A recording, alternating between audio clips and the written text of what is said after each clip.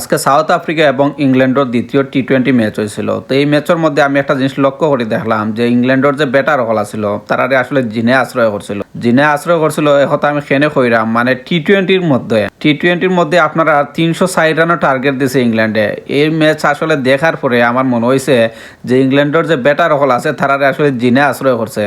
জিনে যদি আশ্রয় না করতো তাহলে বা এত রান কিভাবে সম্ভব? 50 ওভারের যে খেলা আছে ওই খেলার মধ্যে আপনার 360 রান হইতে অনেক কষ্ট হয়ে যায়।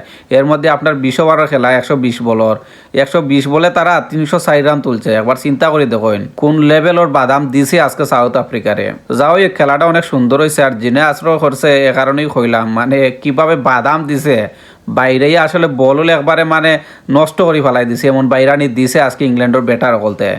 স্পেশালি আপনার প্রিন্স হল্ট এবং জস বাটলার যে বাইরানি দিছে এই বাইরানি দেখার পরে প্রথমে তো আমি লাইভ খেলা দেখলাম।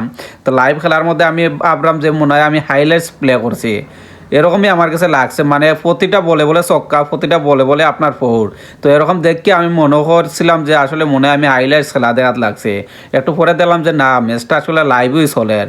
তো অনেক বাদাম দিছে আজকের ম্যাচও, যে বাদাম হয়েছে এটা আসলে খোয়ার মতো না। 360 রান বুঝলোই তো আপনারা, 120 বলে আপনার 360 রান করাটা কিন্তু অনেক কষ্ট।